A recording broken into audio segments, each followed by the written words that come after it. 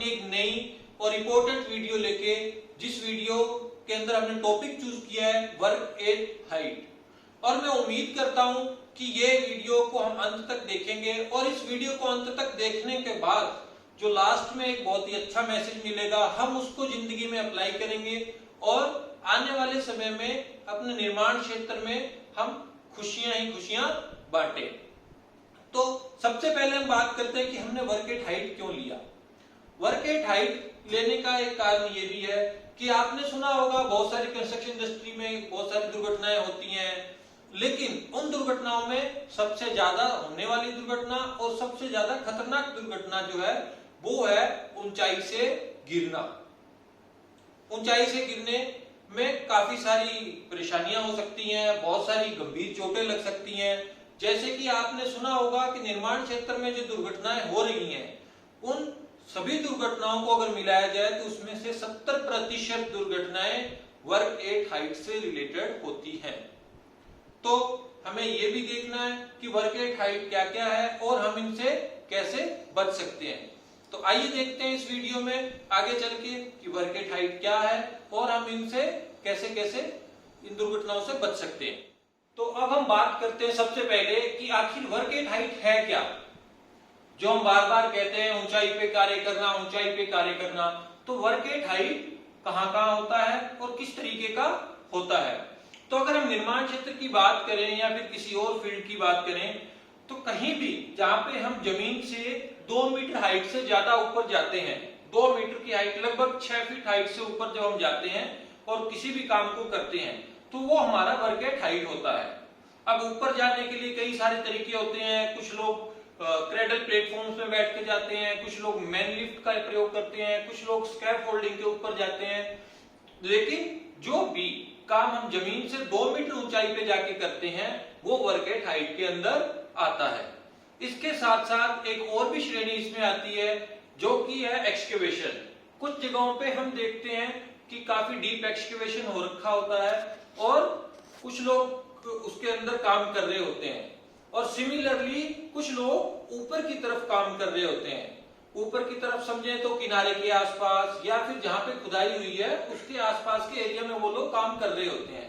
तो वो उनके लिए भी वर्क एट हाइट हो जाता है, क्योंकि अगर वो किसी किनारे पे जाते हैं या फिर खुदाई के बिल्कुल आसपास कहीं जाते हैं तो मिट्टी स्लाइड होने से या फिर किसी अपनी गलती की वजह से वो नीचे गिर सकते हैं, तो उनके लिए भी वर्क एट हाइट होता है।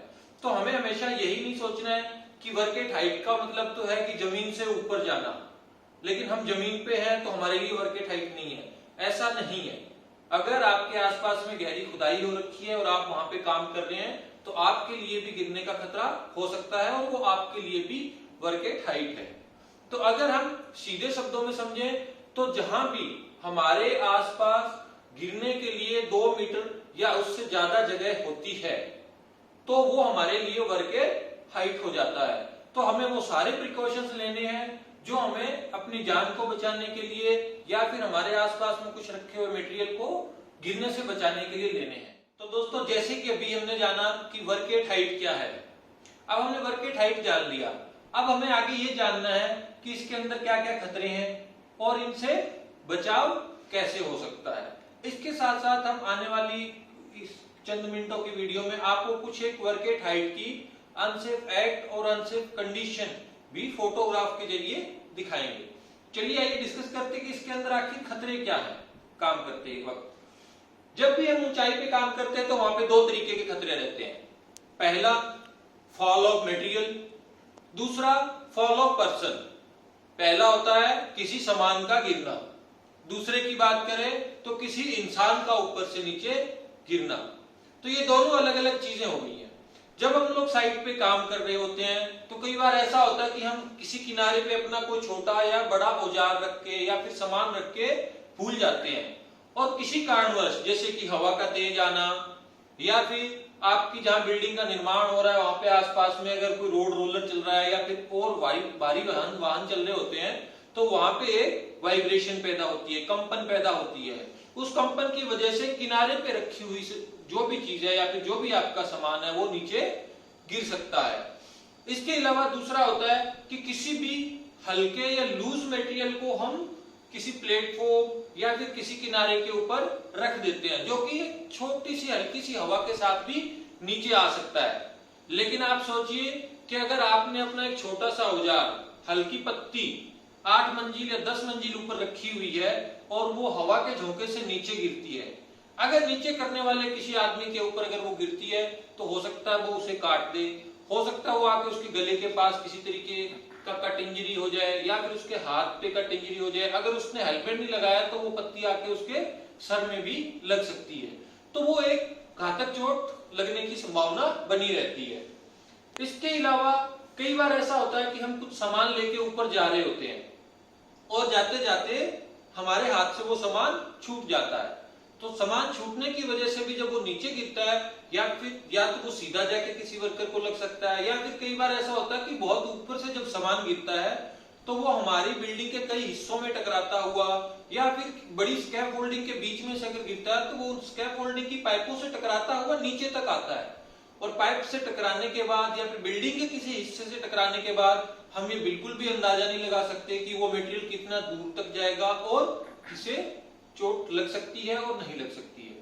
तो हमें जो भी मटेरियल लेके जाना है थोड़ा उसमें सावधानी रखनी है। इसके अलावा एक चीज होती है, कुछ बार हमने देखा है कि स्कैफ होल्डर जो भाई लोग जो होते हैं वो स्कैफ होल्डिंग खड़ी करते हैं, तो वो सब लोग एक के ऊपर एक लाइन बना के बहुत ऊपर तक 10 से 15 लोगों की लाइन लग जाती है और वो मटेरियल को ऊपर से नीचे पकड़ाते रहते हैं।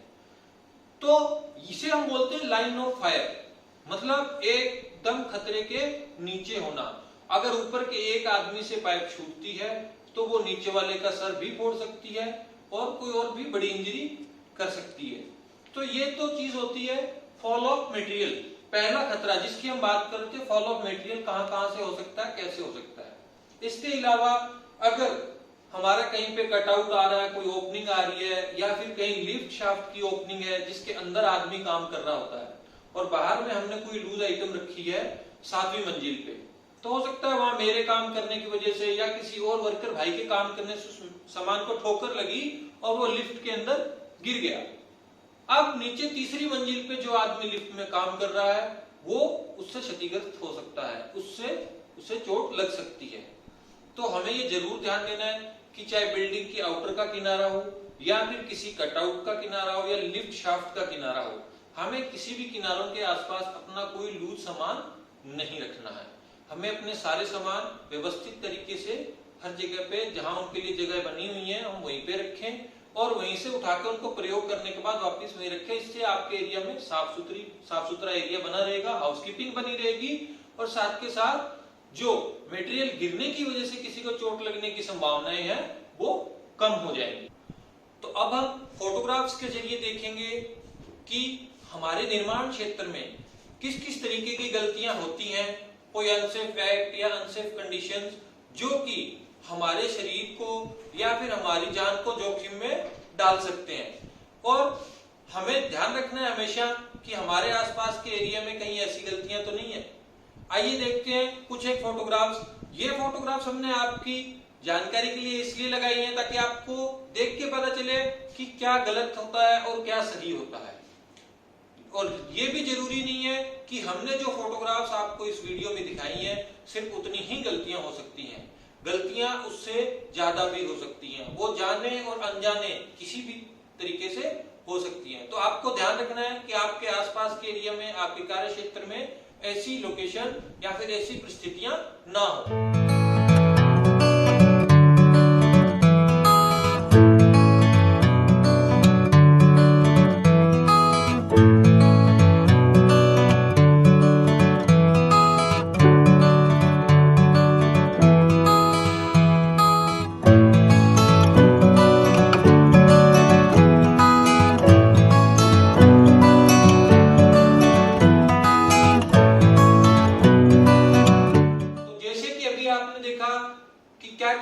कंस्ट्रक्शन क्षेत्र में या फिर निर्माण क्षेत्र में हो सकते हैं। तो अब हमें इन खतरों के साथ साथ ये भी जानना है कि बचाव के प्रावधान क्या क्या है और हम किस तरीके से अपने आप को सुरक्षित रख सकते हैं। तो आइए जानते हैं कि इनके बचाव के प्रावधान क्या क्या है।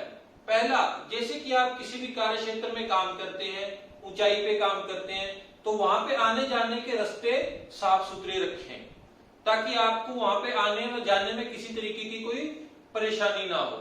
दूसरा, आप किसी भी छोटे या बड़े औजार को या फिर किसी भी अपने छोटे या बड़े सामान को किसी किनारे के ऊपर ना रखें जहां से कि उसका नीचे गिरने का खतरा हो सकता है।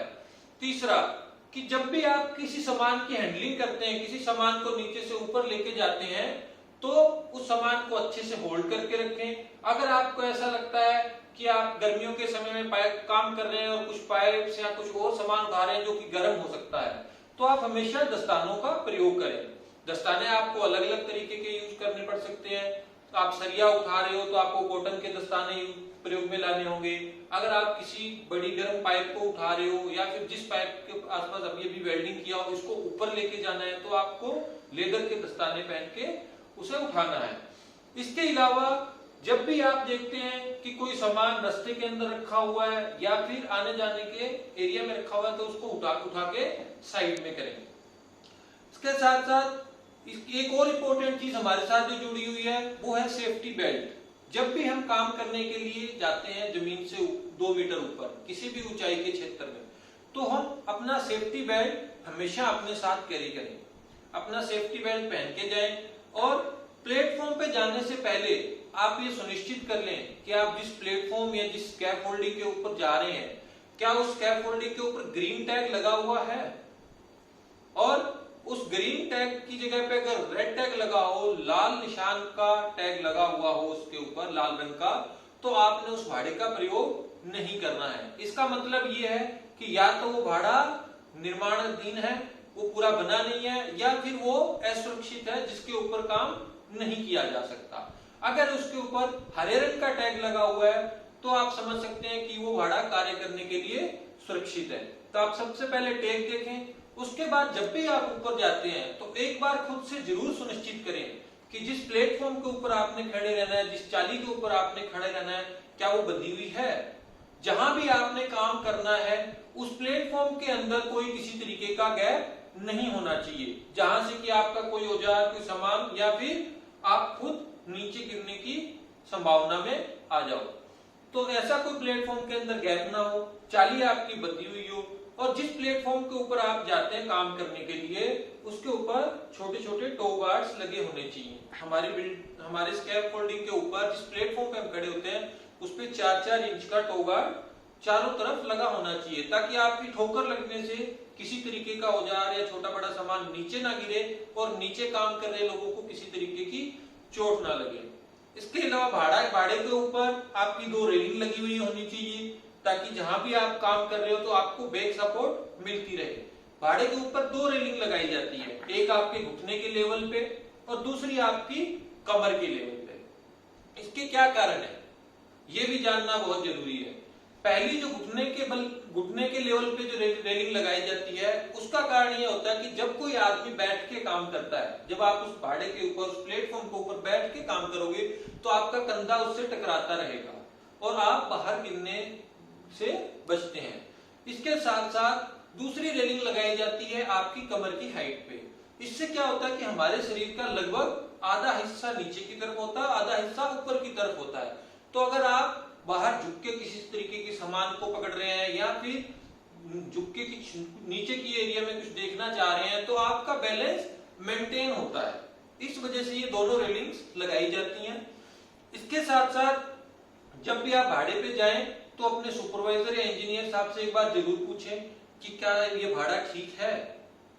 अगर वो आपको उस भाड़े पे काम करने की इजाजत देते हैं, वो कहते हैं कि भाड़ा ठीक है, तभी उस भाड़े के ऊपर आप लोग जाके काम करें। अगर आपको ऐसा लगता है कि ये भाड़ा ज्यादा हिलडुल रहा है या चाली बंधी हुई नहीं है या फिर आपको किसी और तरीके से वो भाड़ा असहज महसूस होता है या फिर आपको लग रहा है कि वो भाड़ा असुरक्षित है काम करने के लिए, तो तुरंत आप अपने सुपरवाइजर साहब को, इंजीनियर साहब को बताएं, ताकि वो जो भी जरूरी प्रिकॉशन वहां लेने हैं, जो भी आपकी सेहत के लिए जरूरी हो सकता है, आपकी जान को बचाने के लिए जरूरी हो सकता है, वो सारे प्रावधान वहां पे लिए जाएंगे। इसके अलावा हम बात करते हैं कुछ छोटे और बड़े कटआउट्स की। जब हम साइट पे काम करते हैं तो बहुत सी बार छोटे और बड़े कुछ कटआउट साइट पे बने होते हैं, तो हम अपना काम करने की वजह से उनके ऊपर ध्यान नहीं दे पाते हैं और हम उन्हें खुला छोड़ते जाते रहते हैं, जैसे कि लिफ्ट का कटआउट हो गया या फिर किसी और वेंटिलेशन शाफ्ट का कटआउट हो गया, जो कि बिल्डिंग में नीचे से लेके ऊपर तक जाता है और वो कभी ना कभी अगर उसको कवर नहीं कर रखा है तो हमारी जान जोखिम में डाल सकता है या फिर हमारे साथ किसी दुर्घटना का कारण बन सकता है। तो जैसे जैसे हम हर एक बिल्डिंग के अंदर हर एक फ्लोर को बनाते जाते हैं, वैसे वैसे हम इंश्योर करें कि जो भी ओपनिंग्स वहां पे आ रही हैं, जो भी खुले कटआउट्स आते हैं वहां पे, हम उनके ऊपर टेम्परेरी जाल रखें या फिर प्लेट रख के उसको कवर कर दें। कई बार ऐसा भी होता है कि हम अपने काम में इतने मगन होते हैं, काम में इतना ध्यान होता है कि हम उस कटआउट को नहीं देख पाते और हमारा ही पैर उसके अंदर चला जाता है और परिणाम यह होता है कि हम अगले 10 सेकंड के बाद जमीन पे होते हैं। तो ये बहुत बड़ी दुर्घटना हो सकती है जो कि हमारी जान भी ले सकती है। इसके साथ साथ जब भी आप ऊंचाई पे काम करते हैं तो अपने बेल्ट को फंसा के रखें। आपके सेफ्टी बेल्ट में 2 हुक दिए होते हैं, 2 रस्सियां होती हैं। आपने इन दोनों को अलग अलग जगह पे एंकर करके रखना है, अलग अलग जगह पे इन दोनों को फंसा के रखना है। कई बार ऐसा भी होता है, कुछ वर्कर भाई गलती करते हैं कि दोनों हुक को एक जगह पे फंसा लेते हैं, लेकिन उसमें ऐसा होता है कि किसी कारणवश या फिर ना चाहते हुए भी कई बार ऐसा होता है कि जो एंकरिंग सपोर्ट है, जो पाइप है जिसके अंदर आपने बेल्ट फंसाई है, वो खुल जाती है या कोई क्लैंप फेल हो जाता है तो आदमी को नीचे गिरने की संभावना बन जाती है। लेकिन अगर आपने सेफ्टी बेल्ट को अलग अलग जगह पे हुक किया हुआ है तो एक सपोर्ट अगर खुल भी जाती है तो आपको दूसरा हुक बचा सकता है। इसलिए सेफ्टी बेल्ट की जो हुक होते हैं उनको दोनों को अलग अलग जगह पे एंकर करें। कुछ एक वर्कर भाई ऐसी भी गलती करते हैं कि अपने सेफ्टी बेल्ट को घुटनों के नीचे ही कहीं पे फंसा लेते हैं, वो बहुत ही बड़ी गलती है। आज की अगर आप किसी प्लेटफॉर्म के ऊपर काम कर रहे हो तो आपने हमेशा ये ध्यान रखना है कि अपना सेफ्टी बेल्ट कंधे के लेवल से ऊपर कहीं ना कहीं फंसाएं। अगर आप नीचे की तरफ बेल्ट फंसाते हो तो हो सकता है चलते समय आप उस रस्सी में उलझ के आप खुद ही गिर जाओ, तो वो सेफ्टी बेल्ट आपके साथ दुर्घटना का भी कारण बन सकता है अगर आप सही से उसका प्रयोग ना करें। तो सेफ्टी बेल्ट को ऊपर की तरफ फंसा के रखें, तो वो सेफ्टी बेल्ट आपकी दुर्घटना का कारण भी बन सकती है। इसलिए एक इसका और भी बेनिफिट होता है, अगर आप सेफ्टी बेल्ट को अपने कंधे से ऊपर की तरफ फंसा के रखते हैं तो किसी कारणवश अगर ऐसा होता है कि आप गिरते हैं या फिर नीचे का प्लेटफॉर्म खिसक जाता है, कुछ भी समस्या होती है, तो आपको कम से कम जरक लगती है, कम से कम झटका लगता है, जो कि आपकी सेहत के लिए ठीक रहता है। कई बार ऐसा भी होता है बेल्ट को हमने नीचे में फंसाया हुआ है, जहां से भी वो बेल्ट फंसी हुई है आप उससे 1.8 मीटर यानी लगभग 2 मीटर नीचे की तरफ झटका लेंगे, तो अगर वो दूरी बढ़ जाती है, झटके की दूरी बढ़ जाती है, तो वो आपकी कमर में कोई ना कोई बुरा प्रभाव डाल सकती है या फिर आपकी कमर को जोर का झटका लग सकता है। इस तरीके की कोई छोटी या बड़ी परेशानी हो सकती है। तो आप हमेशा ये ध्यान रखें कि सेफ्टी बेल्ट हमने ऊपर की तरफ फंसाया हुआ है। इसके अलावा एक छोटी सी बात, जहां भी आप काम करने के लिए जाते हैं, ऊंचाई का काम करने के लिए जाते हैं, तो सबसे पहले अपने सुपरवाइजर व इंजीनियर साहब से मिलके जाएं, उन्हें बता के जाएं कि आप वहां पे कार्य कर रहे हैं। ऐसा भी होता है कुछ जगहों पे कि गर्मी के समय में कार्य करने के दौरान आदमी को ऊपर चक्कर आ गया तो उसे नीचे लाना होता है, कोई इमरजेंसी फैसिलिटी उन्हें देनी होती है। लेकिन अगर आपके सुपरवाइजर साहब, इंजीनियर साहब को पता ही नहीं है कि आप वहां पे काम कर रहे हो, तो हो सकता है वो आपको जाके संभाले भी नहीं, और ऐसी स्थिति में क्या होता है कि हीट स्ट्रोक हो जाना या फिर चक्कर आके वहां पे गिर जाने के बाद हमें कोई संभालने वाला नहीं होता है। तो हमेशा ध्यान रखें, जब भी ऐसी कोई खतरनाक जगह पे काम कर रहे हो तो एक से ज्यादा लोग होने चाहिए, ताकि एक आदमी को परेशानी हो तो दूसरा आदमी उसकी सहायता कर सके। वह अपने सुपरवाइजर एवं इंजीनियर को जरूर रिपोर्ट करें कि हम वहां पे कार्य करने जा रहे हैं, ताकि वो एक बार आपको जो जो सुरक्षा के प्रावधान वहां पे है वो आपको बता सके। तो दोस्तों, वीडियोस हम बहुत सारी देखते हैं और हम बहुत सारी चीजें इनसे सीखते भी हैं, लेकिन हमें एक चीज का और भी ध्यान रखना है, वो बहुत ही जरूरी है कि हमारे पास 2 स्वभाव होते हैं, और उनमें से एक स्वभाव ये होता है हमारा कि हम आनंददायक चीजों को, जो चीजें हमें अच्छी लगती हैं या फिर हमारे लिए आरामदायक होती हैं, हम उनकी तरफ ज्यादा आकर्षित होते हैं। लेकिन हमें यह भी ध्यान रखना है कि वो अच्छी और फायदेमंद अच्छी चीजें हमेशा हमारे लिए फायदेमंद नहीं हो सकती। और कुछ एक चीजें ऐसी भी होती हैं जो हमारे लिए कष्टदायी होती हैं, लेकिन वो कष्टदायी तो कुछ समय के लिए होती हैं, उसके बाद वो हमारे लिए या फिर हमारे परिवार के लिए बहुत ही अच्छी और सफल होती हैं। तो मेरा कहना यही है कि हम इन वीडियो से खाली सुने नहीं, खाली देखे नहीं, इन वीडियोस के अंदर जो चीजें बताई गई है हम उन पे अमल करें। हम हमेशा ये ना देखें कि हमें सुविधाजनक लगता है कि हम सेफ्टी हेलमेट उतार के काम करें, हमें सुविधाजनक लगता है कि हम बिना सेफ्टी बेल्ट के ऊपर में जाके काम करें। ये सुविधाएं हमें कभी ना कभी परेशानी में डाल सकती हैं। तो हमें थोड़ा सा परेशानी झेलनी पड़ सकती है, थोड़ा सा कष्ट झेलना पड़ सकता है, पर वो आने वाले लंबे समय में हमारे लिए काफी महत्वपूर्ण और काफी खुशियां लाने वाला हो सकता है। धन्यवाद।